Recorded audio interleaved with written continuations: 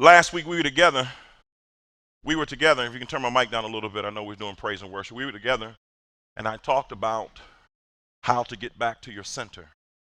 And we went through, if you don't have a pen in your hand, if you don't have a pen, you're going to need paper. I need everybody to take some paper and a pen. Everybody. Please. Thank you so much. Thank you so much. And so now, we were talking about getting back to your center. And one of the things we said was that whatever God is going to do, the enemy is going to do a counterfeit.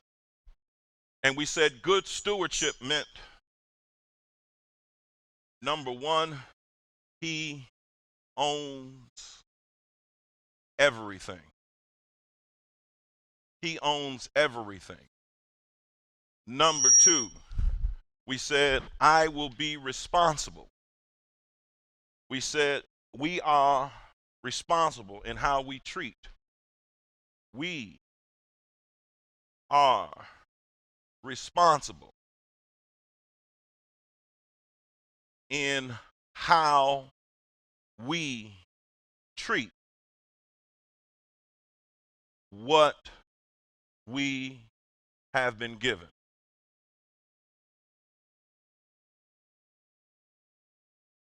I'm asking everybody to write these down, please. I'm asking everybody, if you are physically able. He owns everything. We are responsible in how we treat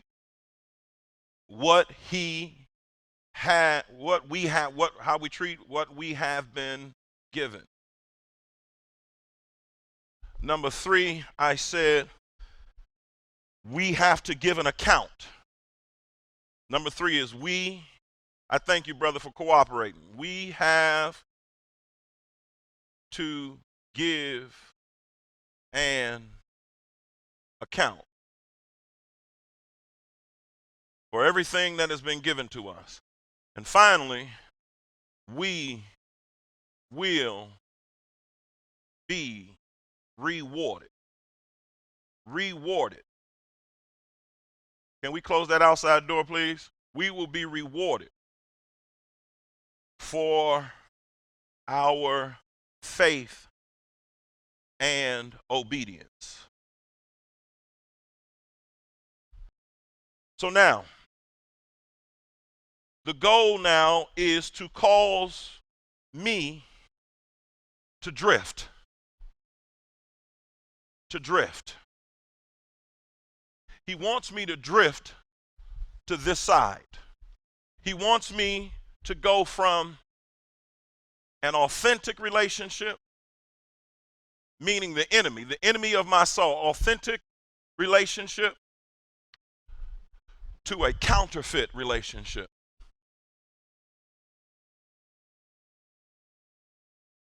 Everything that God authenticates, the Koreans counterfeit. I'm joking. You know, whenever a bag comes out, they have it made within the same week. So the bag that shows up in the store is out on the corner, and you can't tell the difference. Some people have a Coach bag and others have a Couch bag. And so the goal is, I got to get you to drift. And what is a drifter? I can only tell you what a drifter is by telling you what a drifter is not. People who don't drift think.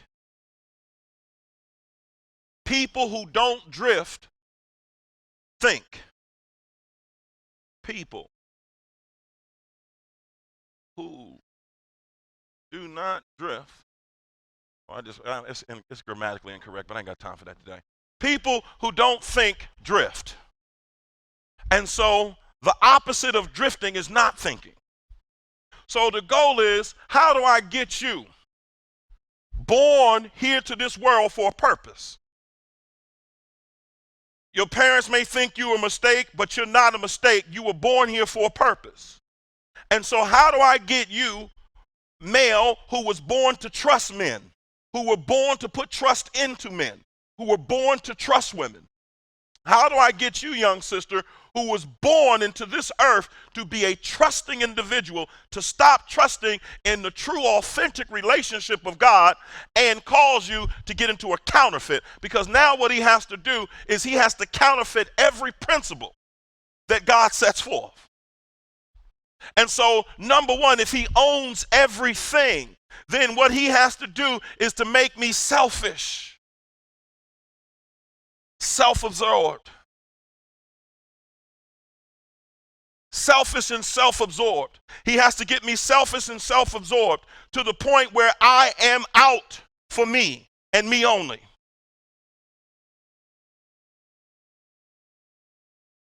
He has to get me to the point where I am, if he's going to count, if I'm responsible, then he's got to get me caught up in blame. Blame and irresponsibility.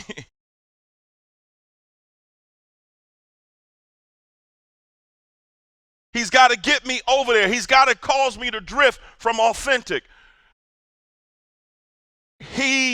If I'm supposed to be accountable, then what he has to do is to get me to become isolated, withdrawn.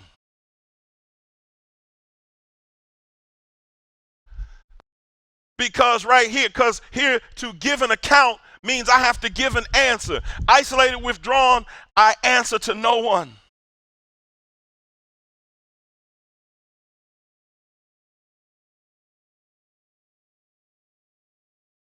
How you spell no one? How you spell it? It's two O's or it's a dash? It's two words. Thank you. Hey man, I'm not ashamed. How to what I say? How to what? Withdrawn to answer. Okay, to answer to no one. How to answer to no one. And number 4, if we will be rewarded for our faith and our obedience, his goal is to cause me to seek reward my way, rewards my way, and believe in me. So if he's going to do that, he's got to cause me to drift. Now, what is he going to do? He's going to now bombard my mind with images, sounds, images, sounds.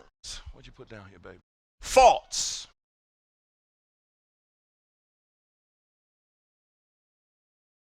To sway me to start thinking differently. In doing so, what he's attempting to do is to trick me, to bewitch me, and break this.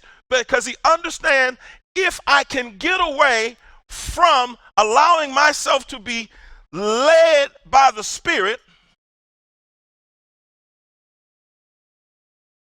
to being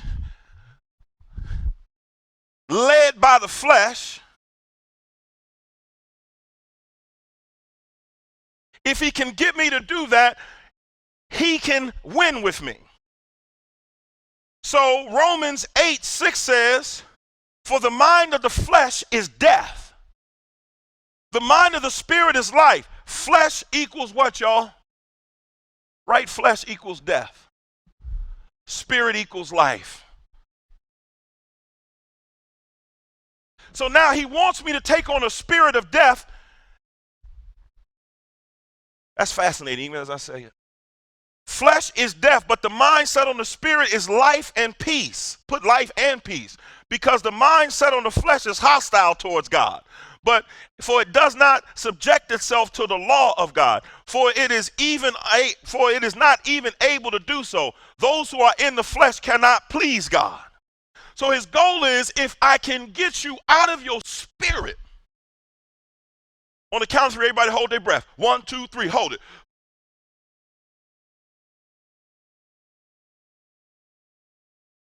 Let it go. That's life. If I can get you to waste that breath, You don't know what air is until your lung collapses. And when my lung collapsed, I knew the importance of air because I was breathing with one lung. He wanted me to take my breath for the spirit and put it to death. Put it on death. So how does he do it, sweetheart? His greatest weapon is, as I said, drifting. What is a drifter? People who act without thinking. People who flow with the go. I said it on purpose. Who flow with the go. A drifter is someone who allows himself to be influenced and controlled by circumstances. Allows themselves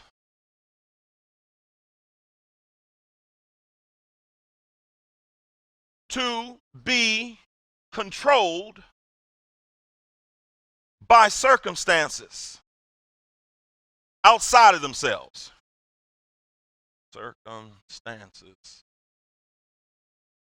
outside of themselves. And so when you begin to drift, you are now allowing this energy. Everybody say energy. You are allowing this energy to cause you to accept without thinking what's current. You are a trend wind follower. You are a wave trend follower. You are a trend waver, which means you ride the waves of the trends that everybody else is flowing with. Proverbs 4:27 says, do not turn to the right or the left. Keep your foot from evil. So the goal is to cause me to go to my left or to my right. Proverbs 7 says that I was looking out of my window, and what I saw was a young man lacking judgment. That's where I got boyfriend, girlfriend thing from. A young man lacking judgment. He did not know what was going on, and she was the adulteress, and she was looking out the window, and she said to him, come to me, young man. My husband is gone, and my bed is laid out, and I need you to come hit it. That's what she was saying. And he said, okie dokie. So now, did he really say, don't eat that? Questions. There's nothing wrong with questions. But it's something wrong when you begin to question what you know to be true.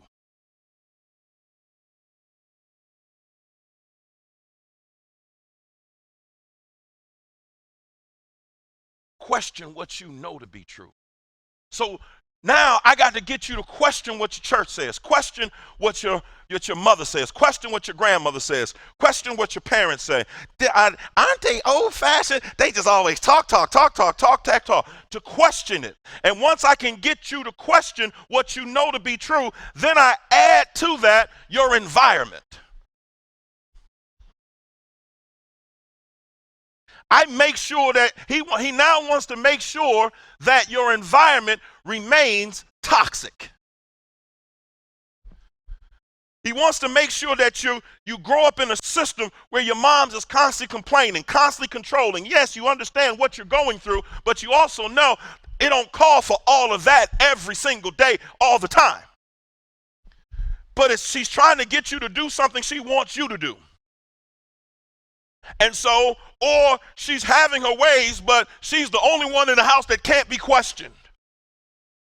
And so you got to go with the flow because she's also your provider. So she's providing you stability with the physical things, but providing you instability with her mental illness. Oh, did I say that the goal of the boyfriend hookup is to cause you, sister, to have mental illness? I'm going to prove it.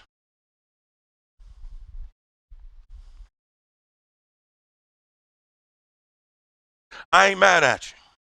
I ain't mad at you. I ain't mad at you. Only God can judge me.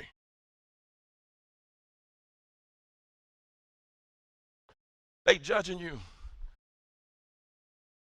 But what they don't understand is that you're vulnerable.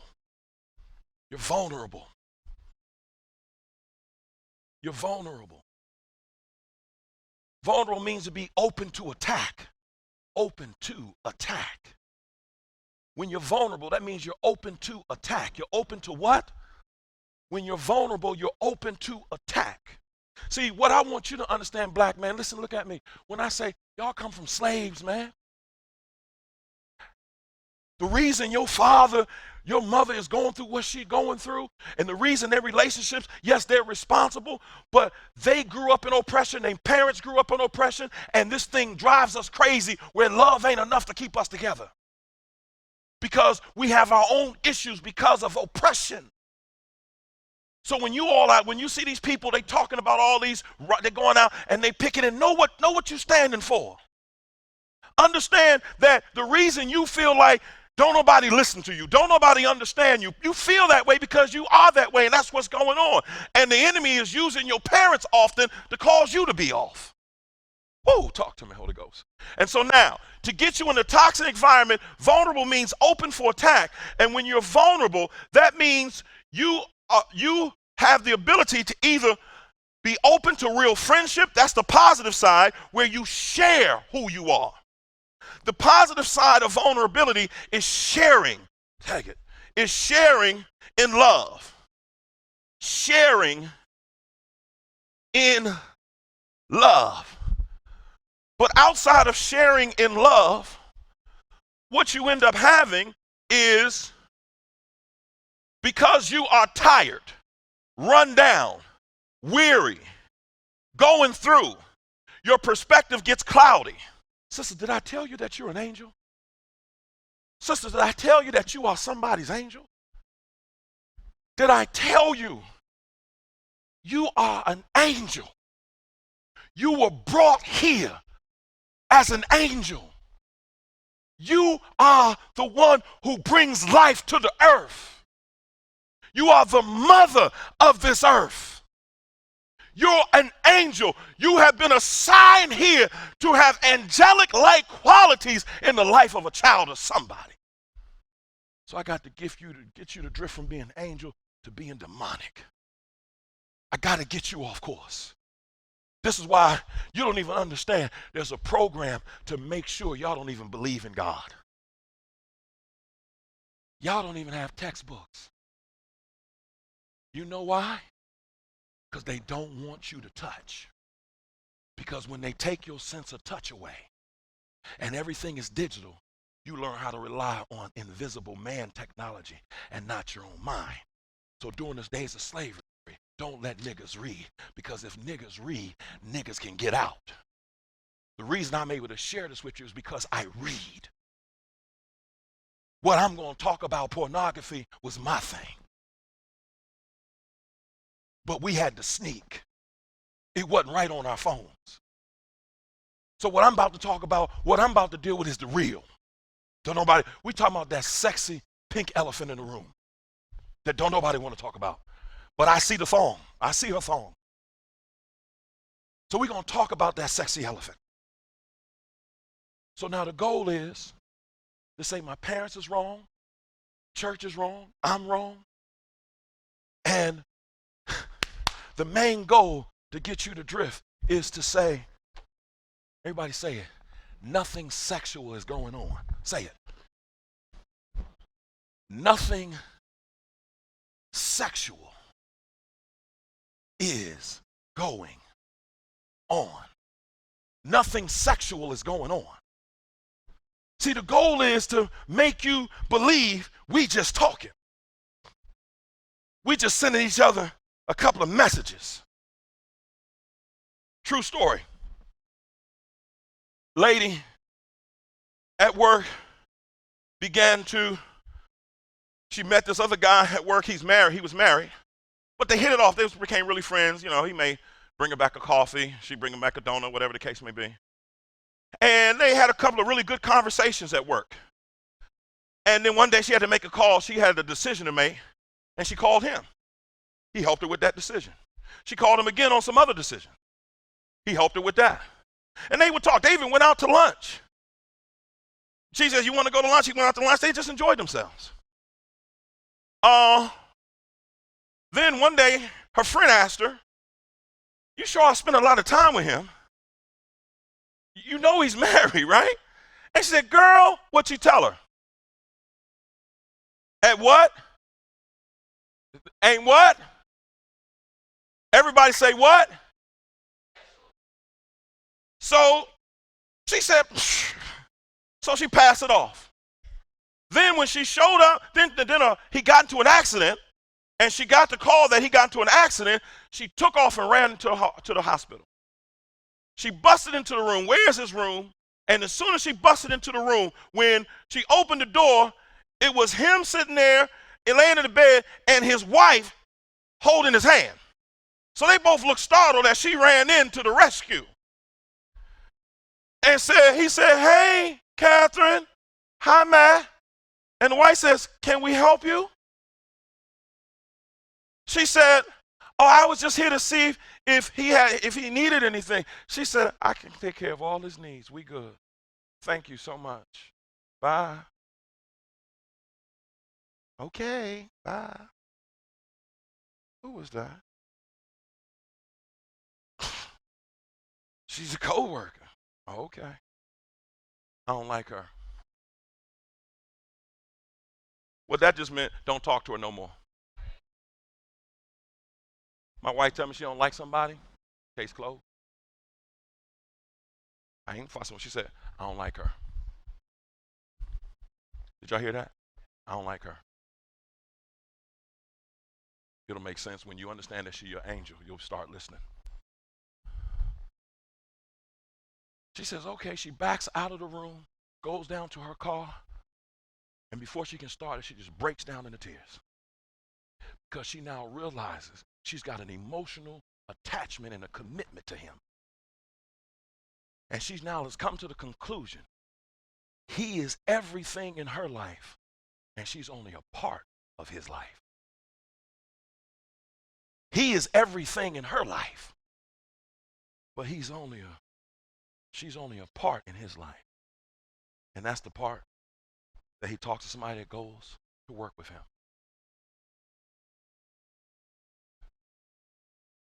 What we really mean to say when nothing sexual is going on, we're really saying nothing physical is going on, but there is always something sexual going on.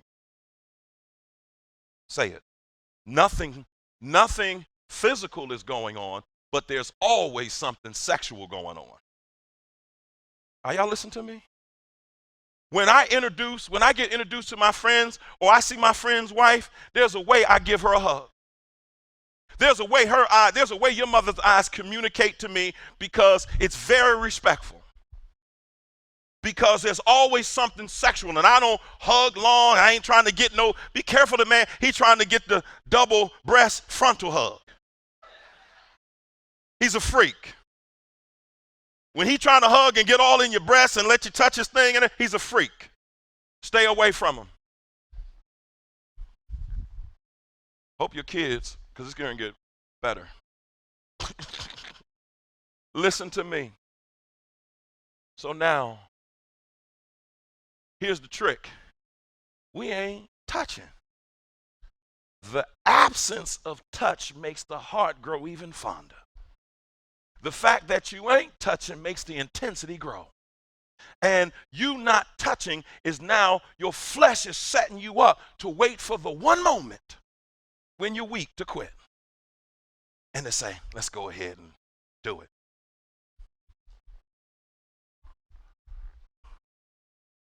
It's a snare. I ain't mad at you, because we all being pressured into habits. We've been pressured into habits for one moment in time. When these kids are out here having sex, you better understand something. They ain't hoes. They ain't whores and just whoremongers. You got to understand, what you are seeing is a generation of angry black kids, because they grown up with hypocritical parents. Listen to me. They've grown up with some hypocritical parents, and they've gotten to the point where many of them are out there to fend for their daggone self. Because the ma is caught up in the hookup. The ma is caught up in the boyfriend. The ma is caught up in relationship drama. So there ain't no time being spent. The reason these brothers is calling these women sisters and hoes is because they're angry with their mothers. But they can't say it. And so now they got to control somebody else. Prove me wrong. I'm telling you, scientifically it's been proven. And so for this moment of time, I don't blame them, because while they're going through, listen, most bad habits we seem powerless to control are the attempt to relieve unbearable tension. My goal is to get you to have to try to relieve unbearable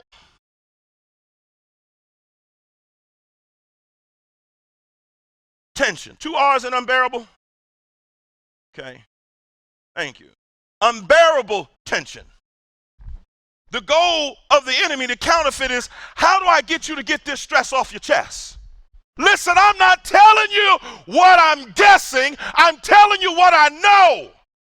And good girls are now being turned into bad girls because some other girls who have nobody in their world is turning them out.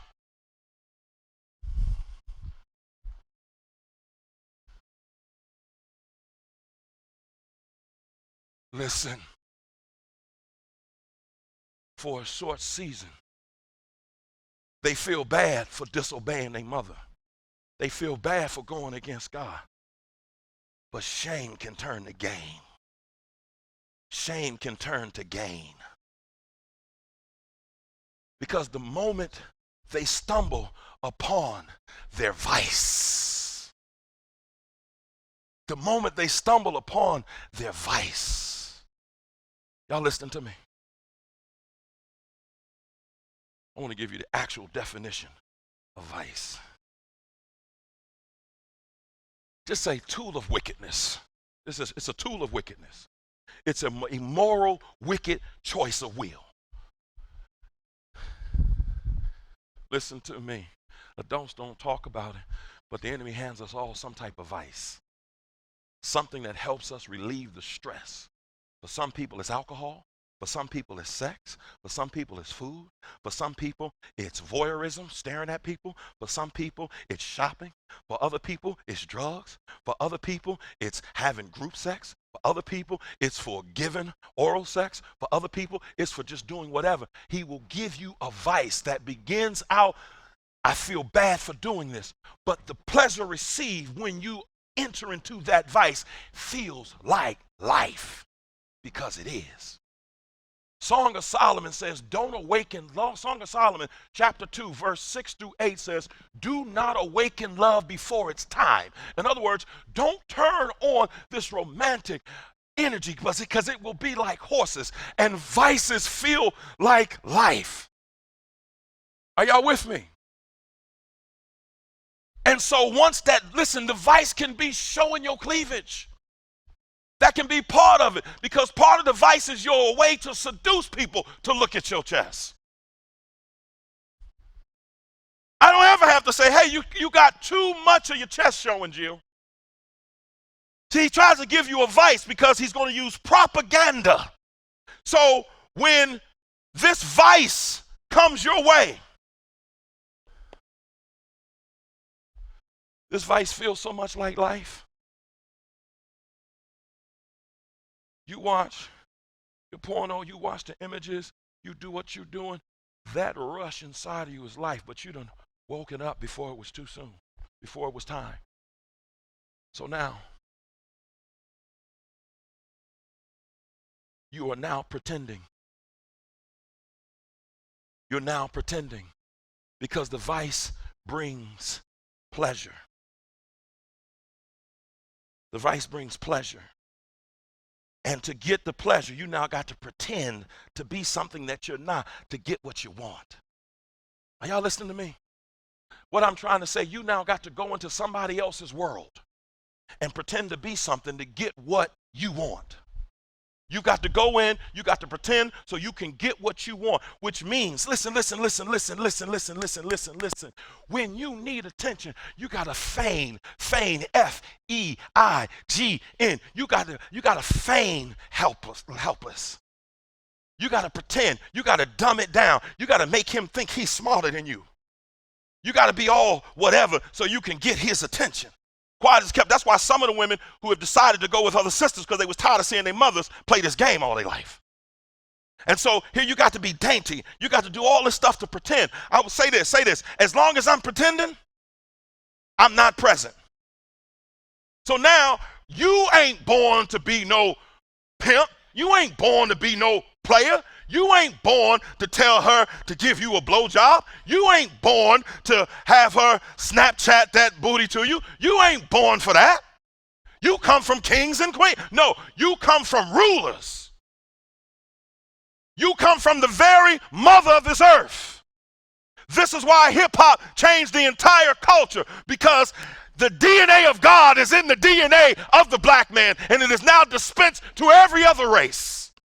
We are the ones who our skins have melanin. So therefore, we don't get skin cancer like everybody else. We are the ones that they want to look like when they go on vacation and come back and say, I'm almost black. Look, I almost look like you. They desire to be like us. They desire. I'm so sorry they learned our fist bump, because now that was something that I just did with my man. Now every time I see a white man,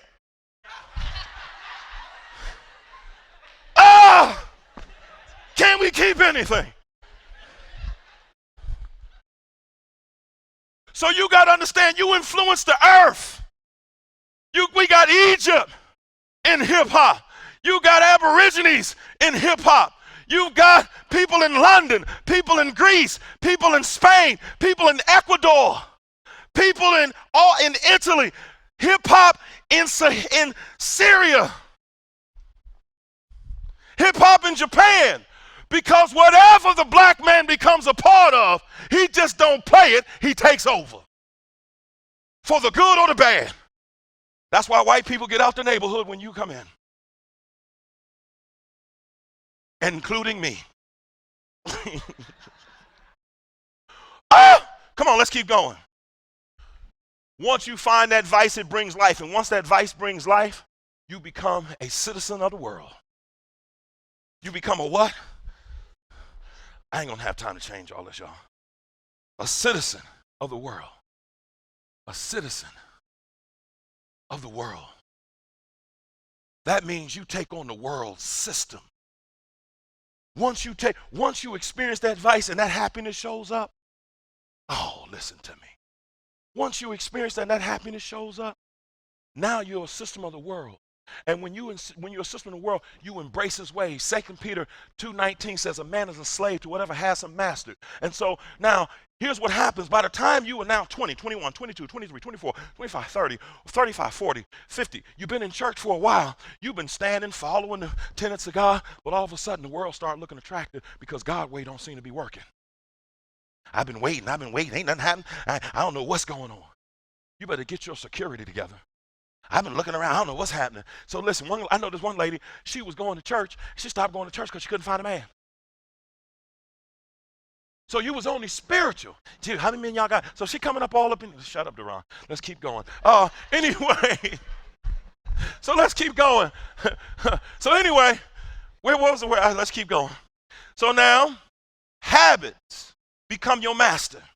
So even when you want to repent at 35, 45, 55, 60, you can't anymore. Why? Because Romans 16, verse 17 says, I urge you, brothers and sisters, keep your eyes on those who cause dissensions and create obstacles and introduce temptations for others to commit sin, acting in ways contrary to the doctrine which you have learned. Turn away from them, for such people do not serve the Lord Christ, but their own appetites and base desires. By smooth, flattering speech, they deceive the hearts of the unsuspecting, innocent, and the naive. And so he says that beware of the people who are now going to live as their stomach, as their appetite.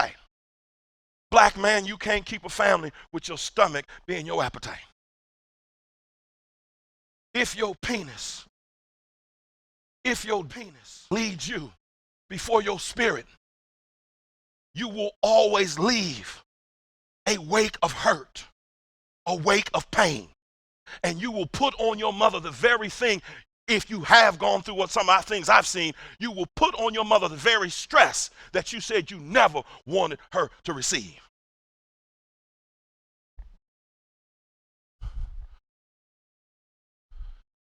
So when it becomes your appetite, or Philippians 3:18 says, their belly, their worldly appetite, it says their fate is destruction, their God is their belly, it's their appetite, it's their vanity, it's their sensuality. And so what the goal of God, the goal of the enemy, is to get me to leave authentic relationship when I'm pissed with my wife and drift on over to a conversation with another woman or somebody else who can relieve the stress.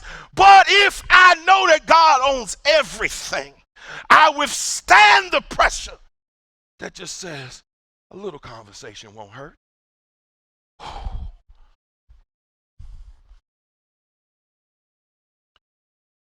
I ain't mad at you, because once you fall into this, it's compulsive. His goal is to get you into compulsion. Y'all call it OCD, just call it compulsion. Compulsions. He wants you to get so caught up that you feel compelled. You must do it. When people have OCD, they got to keep washing their hands. They got to keep washing their hands. So the goal is to get you so compulsive that you now are masturbating on a regular basis. You are now masturbating, going to the bathroom. You are now looking at images. I'm trying to help you out, because what I want you to understand is that you saw it on your mother's phone that she paid for. You saw it on your parents' cable that they paid for. You saw it because you went over a cousin's house and the cousin showed it to you. You saw it. But you must understand, he's trying to cause you to lose your purpose. You're at war.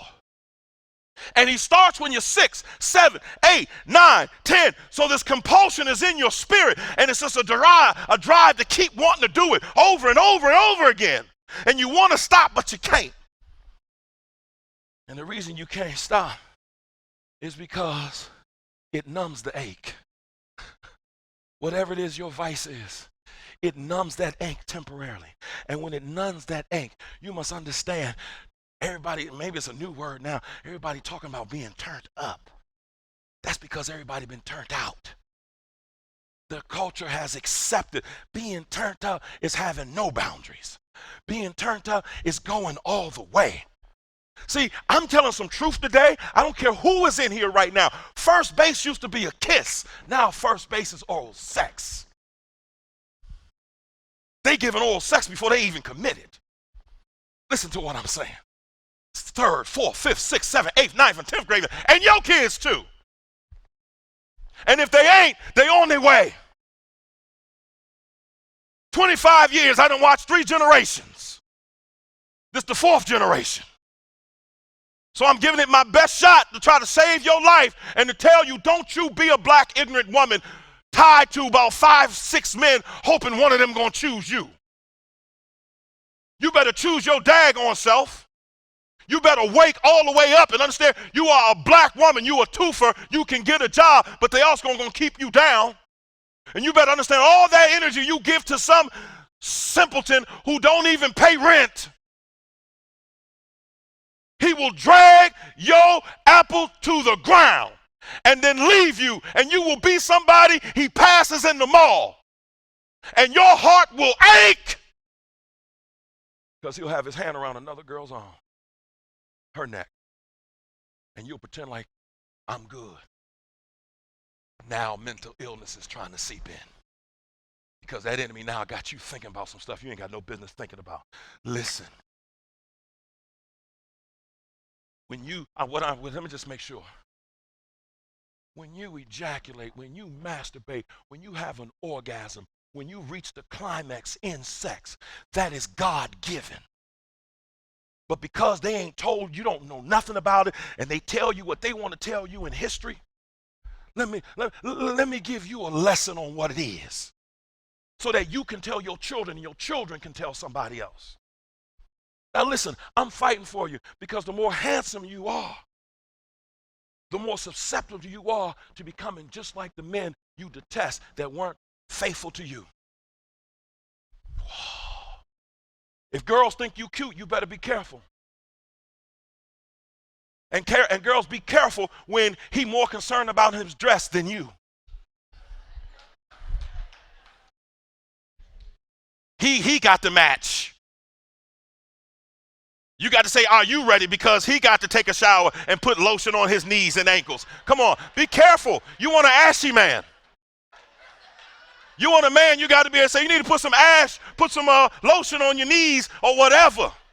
You want a man who got some hands that know how to get cut because they can rake some leaves. You don't want a man who don't even know how to turn the plumbing off if the water starts leaking in the house and he run around, oh, the house is melting, the house is melting. You don't want that kind of brother. Y'all get stranded and all y'all freezing over the night because he can't change the tire. What does this do? How does that work? Because he spent all his time working on your butt.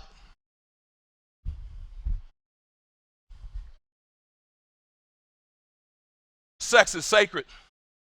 It's so sacred, it can either bless you or curse you. It can be used for constructive reasons or destructive reasons. Sex can be corrupted if you use it and you don't know the purpose. Sex is sacred. Listen, 3 couples can get together. See, I want y'all to understand this swinging thing, it's been around. But if they're going to turn out the whole country, they now got to get couples say, we spicing up our marriage. You dumb sister, you better listen to what I'm saying. You don't want your man in somebody else. You're just trying to keep him. You learn to do what they want you to do so that you can keep them. This is why anal sex is on the rise, and also the cancer is on the rise because the prison culture has entered into the black relationship. And now you, sister, are now expected to play the same part his cellmate played. I can't get turned on unless you turn around. Come on. So you do that, and so they put 3 couples together. None of them have sexually transmitted diseases. And when they all start having sex, sexually transmitted diseases develop. Because there are chemicals in the juice. When she getting hot and wet, sexy. When if you don't know, after you have sex, there's some material left on that sheet. That sweet, that nasty, that stank, that funky stuff is God's stuff. Because it's hormones in semen. It's hormones in sperm. That's why the doctors tell pregnant women you can go ahead and have sex because the semen will do something to the placenta. Something to the membrane. So listen to what I'm saying. So sex is that, it's a force. There are 3 purposes of sex. Generation, procreation. Sex is for you to generate. Write it down. Y'all write it down. Let me just write it down because y'all just looking at me. Purpose number 1 is generation. Procreation. It is for you to procreate, to fill this earth. So sex is for you to procreate. The next purpose of sex is regeneration. Sexual healing. Regeneration. 2, regeneration. Healing.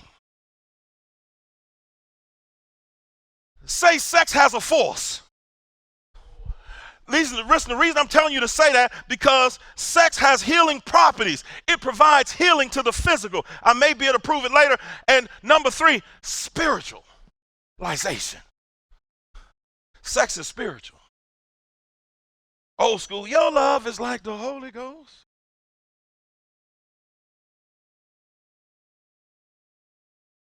Listen, you're supposed to be able to give me sex, and it's supposed to energize me to keep going with life. You are an angel. One, you need to want to do it.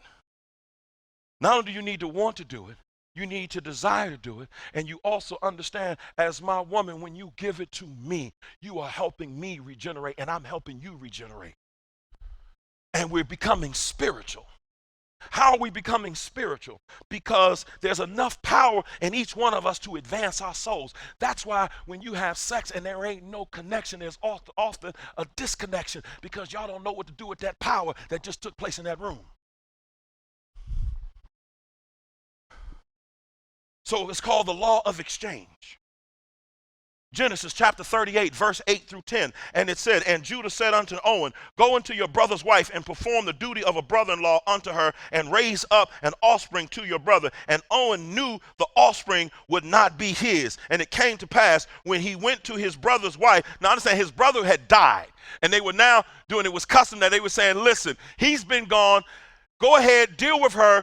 If she has children, she can have people to help her take care of the land, and you can help, then she can take care of her inheritance. But the brother's wife, but the brother's wife, that when he went into his brother's wife, that he spilled semen on the ground, lest he should raise an offspring to his brother.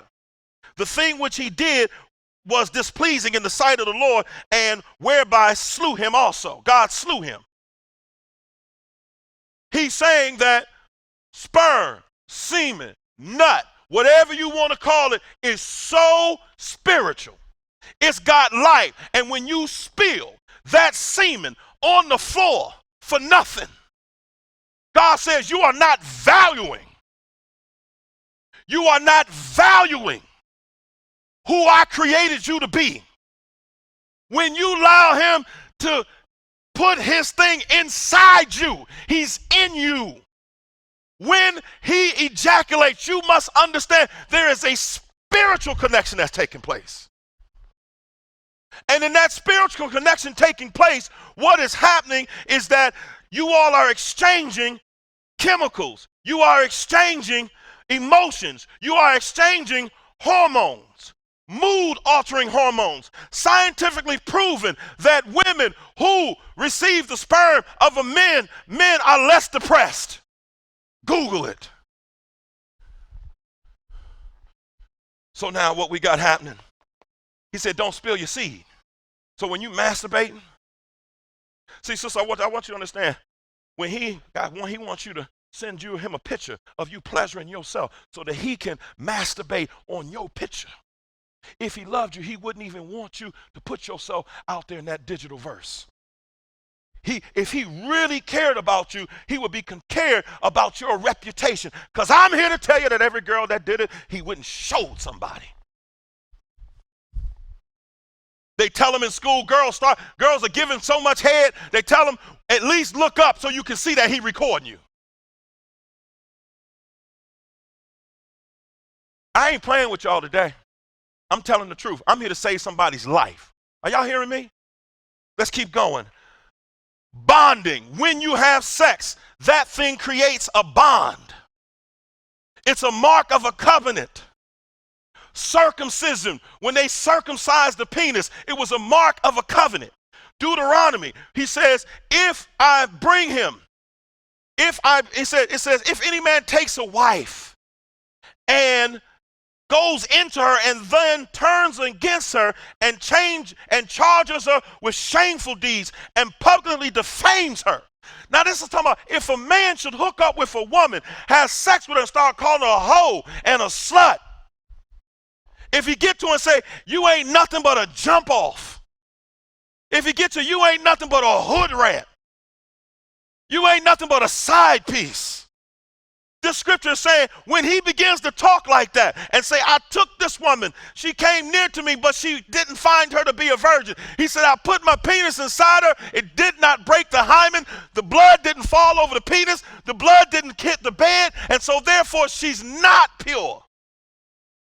That was serious in God's eye. Sex was serious. It was real serious. He ain't playing with it. That's why this devil got everybody out here scrolling. Because everybody fell for the trick. Everybody. Everything's okay. That wasn't okay just 6 years ago. Come on, baby. Come on. Or 2 Corinthians 6:16. Or do you not know one who joins himself with a prostitute is one in body with her, one in body and spirit?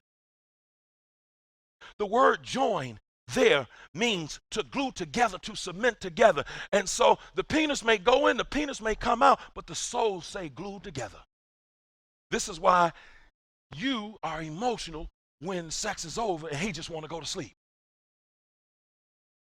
Because you got your whole body tied up into this. Come on. So listen. So therefore, he says, you all are joined together. So if that Hebrew word, see, I notice because I read now. How many books do you read, man? Them white boys reading books. Y'all Negroes out there playing video games. These white boys prepare. See, white boys have the protection, the complexion for the protection. Your mother brought you here so I could talk to you. I'm on assignment to help you get to where you need to be. Do y'all even understand how many rules I'm breaking today?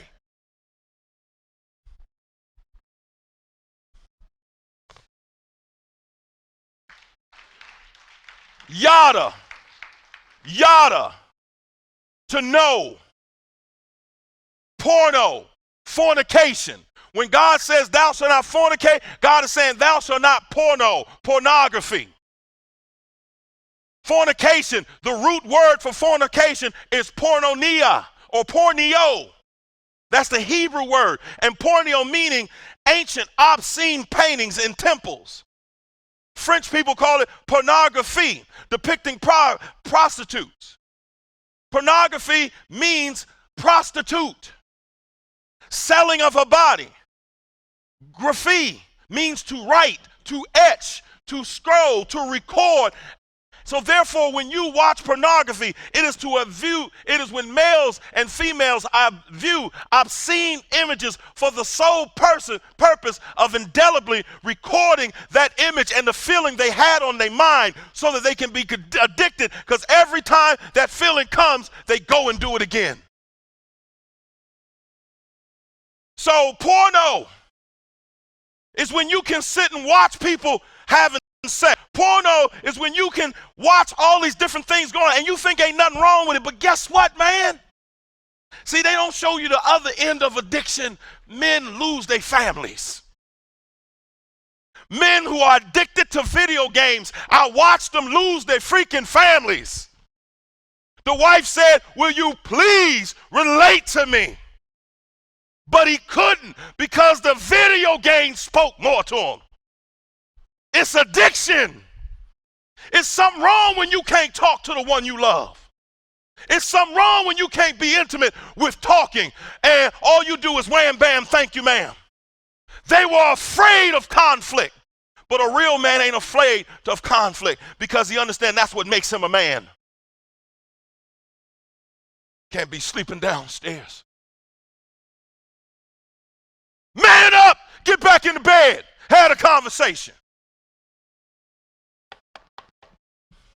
Listen, these brothers right now, 22, 23, 24, 25, they now going to counseling for sexual addiction. Now they're impotent because they can't get hard, they can't get an erection unless they're looking at an image. And they're now finding there's a new thing that's happening with this new millennial generation that they are so caught up in hooking up that they are wasting their semen, their energy, and it's causing psychological effects. You better hear me, because once the devil gets you on one thing, it's going to get progressively worse. The law of diminishing returns. Am I making sense to y'all? Brothers, am I making sense to you? Am I getting you to understand? First, all you're going to do is look at a little picture and they dry humping. Next thing you're going to look at another picture and you're going to see a little bit of penetration. Then you're going to want to see this. Then you're going to see, and then it gets into animals. Then it gets into something else. And before long, your whole mind is gone. Now you're out on the street looking for a prostitute. And if you can't get her, you abduct her. That's why all the black girls are being snatched. That's why all the Hispanic girls are walking home from school and men are coming and snatching them, putting them on drugs, getting their mind all messed up and then turning them into whores. And then when they call their mother, the pimp gets on the phone. This is every single day when they get on the phone. The pimp says she belongs to me now. I'm going to keep going. Relations, yada. That's what the word relations means. Porno. Relations means to know. And so when he says, and they knew each other, and it says, and at the same word, a few verses, it says, and Adam and Eve their eyes had been opened, and they knew that they were naked. It was also the same word when they read, then the Lord said, behold, the man has become like one, us, knowing good and evil. So say this, sex is when I get to know them, every depth of their being. Listen to what I'm saying. So when you have sex, it ain't just a penis plunging into a vagina. It is both of you all putting the depths of your souls together. And once you put the depths of your souls together, you know them. Isaiah 45:3 says, I will give you the treasures of darkness and hidden wealth of secret places so that you may know, yada, so that you may know. There's something chemical going on. When you have sex, that oxytocin comes in. Oxytocin, as soon as a woman has a climax, as soon as she orgasms, as soon as she comes, whatever you want to call it, as soon as she climaxes, what happens is there's a chemical release of oxytocin that causes her to feel connected. This is why, mother, you can't talk her out of living with somebody. It's chemical. You can't, once they begin to have sex, you ain't going to talk them into just stopping. This is beyond that. It's a chemical thing. It's dopamine. They're doing this, or they're involved in whatever the addictive behavior is because it's bringing them pleasure. And it's helping them deal with their own pain. Help them find what the pain they're going through. Don't get to talking about, sex is this, sex is that, because in one sense, they done watched you. Talk to her about the pain she's experiencing. Come on, keep going, D. Come on, stay with it, stay with it, stay with it. Stay with it, come on. So now let's talk about the hookup. Let's talk about the hookup. Now we have to pay off. Because the goal is, how do I get you to now accept a hookup as the real thing? How do I get you to abandon everything your mother put inside you to now make the decisions to start living with a dude? How do I get you to abandon that and say, y'all are old-fashioned and the Bible is this? Quiet as it's kept, the generation's going to have to go back to old-fashioned because they're finding out, and women's find out this don't work. It ain't worked. You don't know one that has worked. Why? Because a hookup is based upon, let's go ahead and get with it. Come on, y'all. Get your pens ready. Come on. Let's roll. A hookup is based upon ambiguity. Hookup, I know you was thinking about this word last night. Ambiguity. A hookup is based upon ambiguity. And what does ambiguity really mean? It means uncertain.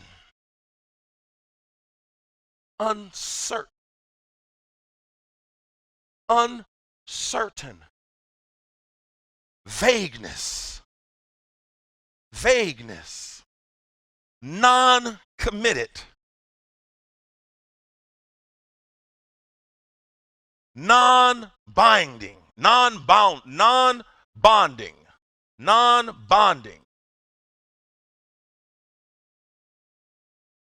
Doubtful. The hookup is man's idea for love.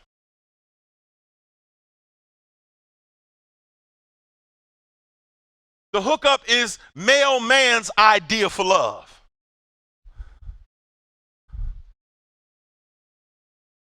Every woman who gets into a hookup wants it to translate into attachment. Not unless her mind is been taken, because now there's several categories of hookups. There's brief hookups.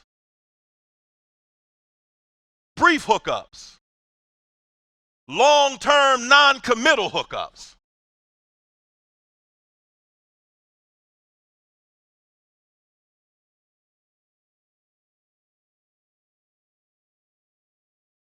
So there are all types of brief hookup. You just do it right there. And then they tried to erase the one night, but the one night stands, y'all just meet on the dance floor. Call it dance floor hookups.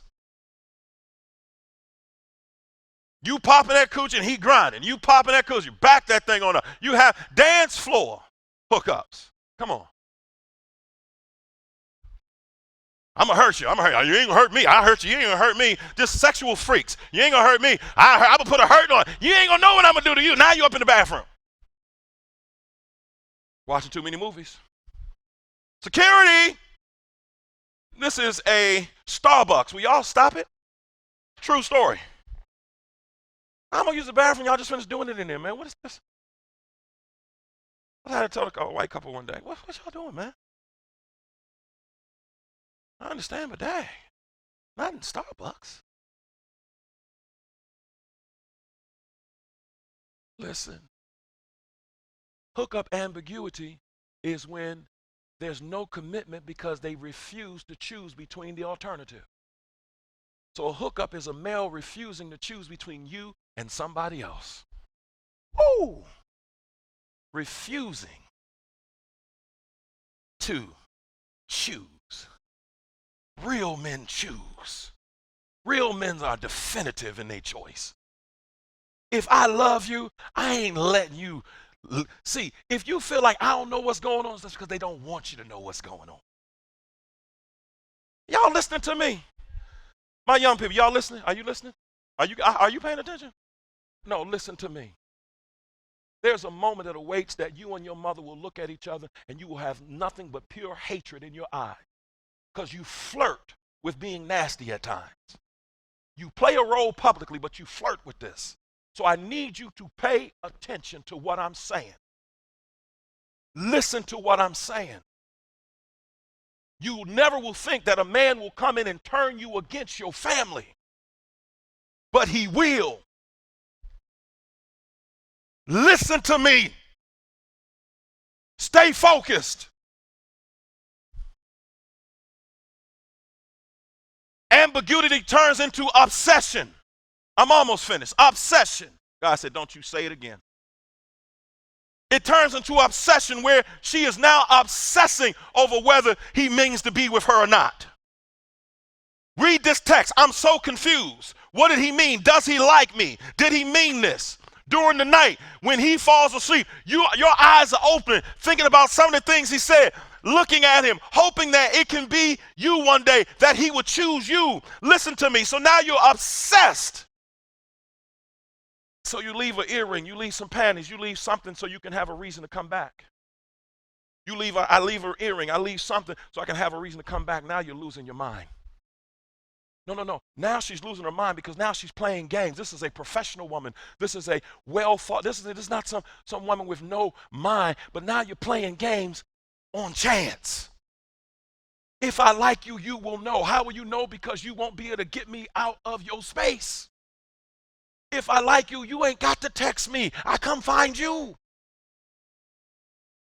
If I like you, I don't disappear for 3-4 days while I'm hitting it over here and then just show up talking about I was going through some things. Don't be dumb, lady. I'm playing games with you. I got 5 women that I'm turning around, and if I'm Christian, I got 10. Tell them the truth in here today. I don't care what nobody say to me. I'm almost finished, y'all. He said, don't say that again. Sexual liberation is a fraud. This whole sexual liberation movement is a fraud. And why is it a fraud? Because they done turned our sisters into modern day geishas and concubines. The geisha is, you are just there for his pleasure. You're there to dress up and be his pleasure. A concubine is you are there just to give him sexual pleasure. You are part of his state. Don't you get caught up in talking to 3 and 4 different women at one time and get caught up in that high of playing the game. That high, I almost got caught. Yeah, he almost got. Listen, man, he playing for keeps. You know who cheat on women? Insecure men. You know why men cheat on women? Because they're insecure. They need somebody else to tell them how good they are because they can't handle what they're getting at home. Talk to me. Don't ever let another woman be able to whisper in your ear except the one that's with you. And if she can't whisper in your ear, then we got work to do. So you become, sisters, you playing the game, but there's 3 qualities to a hookup. Sexual content. The other quality to a hookup is brevity. I like this right here, brevity. When I pray, I say, God, please let my words, brevity. That means shorten. Let it be short. Let my words be short. No, it's no iron. Let my words be short. And so a component of a hookup, it is a short. It only lasts for a few minutes, a couple of hours. And the third one is emotional involvement. So when you hook up, it's about emotional what? Involvement. Emotional involvement. This is why, look, I've done this for 25 years. See a sister, that's why I don't get on these kids. These kids is crazy. No, our sisters are crazy. Our brothers are crazy. Because you will have accountability with everybody, but as soon as you hook up with him, you become a part of his harem, his rostrum, his stable. You become one in his, and you are now catering to him. And he doesn't have to do anything but just give you time. Grow up and get secure within yourself that you don't need time to feel validated. You don't need a text to feel validated. Listen, I know you want to be loved. I know you want to be hugged, but you got to understand you're wasting your life. Spend your time on some purpose. Any man who can spill his semen in 3 different women is not a man. He's not a man. He's not a man. I don't care how fine he is. I don't care what his body look like. I don't care how smooth his talk is. I don't care if his breath smell like carnation milk. He's not a man.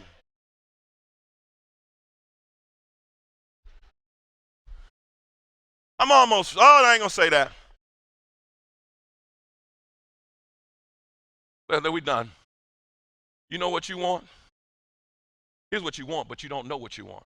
Here's what you want that you really, really want, but you don't know you want, so you really, really want. I want to hug. No, what you want is connection. Let's just go ahead and be true. You want this to evolve into a relationship. You are dissatisfied with hooking up. Why? Because it ain't working. Why? Because as soon as you give him the punani, the power trips. As soon as you give him the punani, the power scale trips. Now you lured him in, but once you give him the stuff, the scales tip, and now he's in control. So what you learn to do is manipulate him into seeing you as desirable. Listen, if I want you, you ain't got to manipulate me into seeing you. You think it's your dress that do it. No, so when a man see you and you is his angel, you are his angel. When your father sees Lisa, sees your mother, she is his angel. Can't no woman make his heart jump like your mother.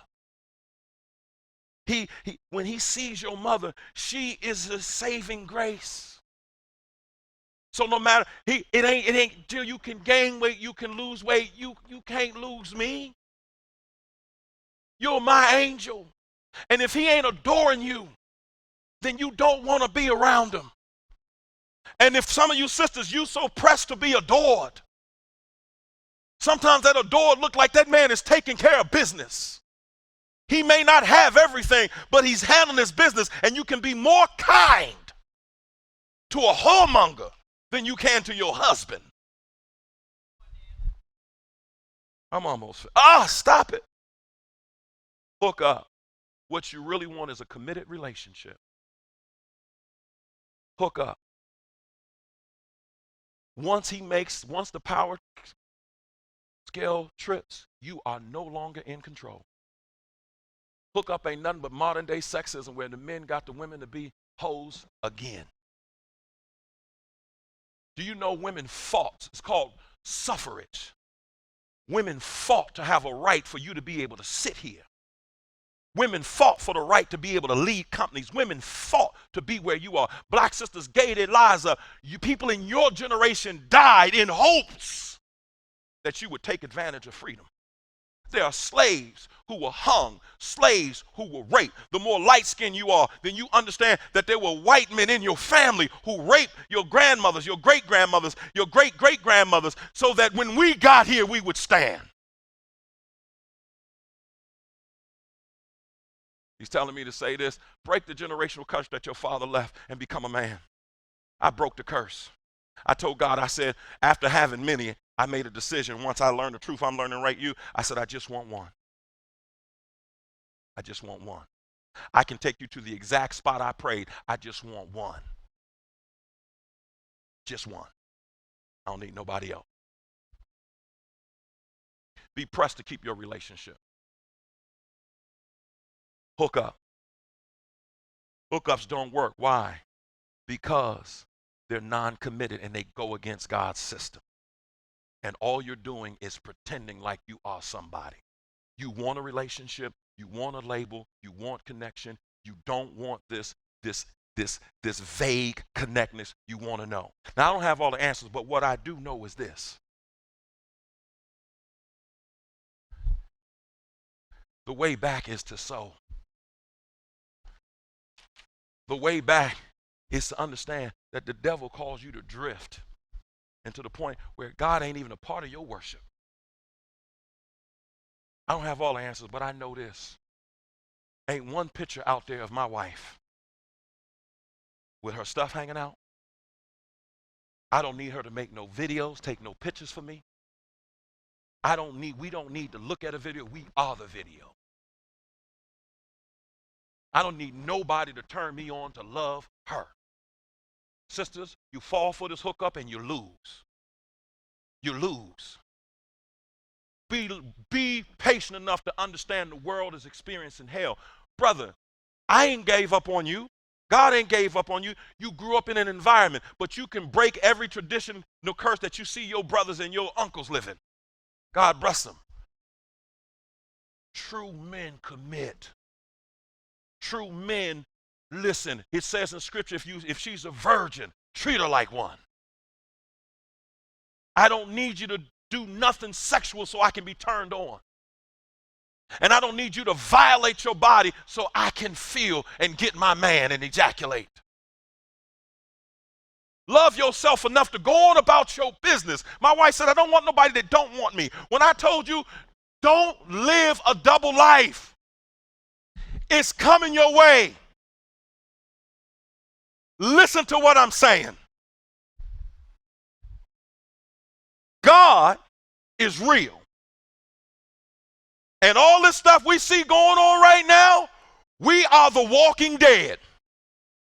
We think the apocalypse is on its way. We in it. We in hell on earth. When 2-year-olds are given head.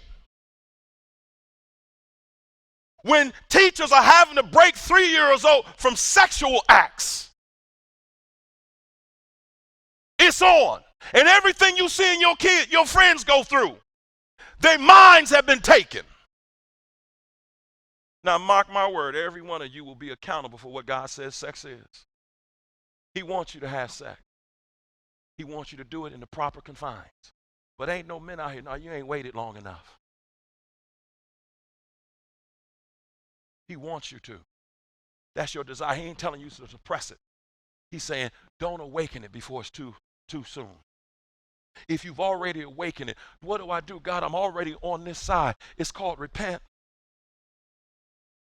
You know why I didn't want to teach this? I didn't start porno until I got saved. I didn't start messing with porno. I was in my 20s. I missed it. I seen it a couple of times, but it just wasn't right. But the moment I gave my life to God, now I'm running. I had to move home, run into stuff you ain't supposed to see. That excitement hit me. Now I'm out here trying to do the boyfriend-girlfriend thing, and I'm looking at porno. Then I'm out here now having sex, then repenting so I could get up there and do the boyfriend-girlfriend thing on a Sunday. I invited demons in my life because I was living a double life, and them demons were harassing me. Now I'm putting them to flight. What you're going through is demonic. Don't you ever let a nigga tell you to masturbate or do anything in front of him. Period. Ever. Because the moment you lower your standards, you are whole status to him forever. Or long-term non-committed. You're worth it. You're somebody's angel.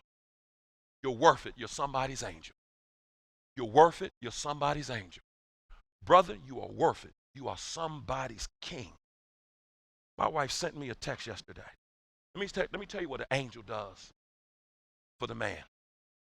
She sent me a text, and I left my phone because I went out for the food thing. So she called me and said, did you get your text? I said, no. She said, I ain't left all that love, and I realized I wasn't getting no call back. There was something going on. So let me get home. Get my phone. Got the phone, there's some little, I love you, and this is what I think about you. And it was Whitney Houston, live. He's all the man that I ever need. So I got to listening to it. I said, I ain't got time to get emotional.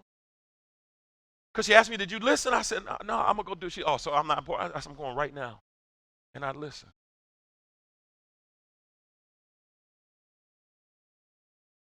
My wife, she's like this. She don't be all high up in emotions all the time. I'm sure that's a guess hard for y'all to see, but she don't be all up there. So when she get touchy-feely, pay attention. I said, Duran, this is what you're looking for. So I went down and listened to it again. I started crying.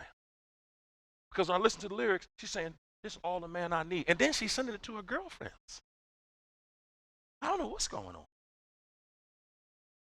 So then, I listened to it again today as I'm preparing for this. This time I just break down crying. You know why I break down crying? Because I remember when my soul and our marriage and everything was in this darkness. And when your angel can say, I don't need another person in this world, and they tell you, before you, I cried myself to sleep. But now the life I have is a direct result of my connection with you. You know what that said to me? I matter. I ain't got to say Black Lives Matter because I already know what? I matter. God bless y'all. I'm done.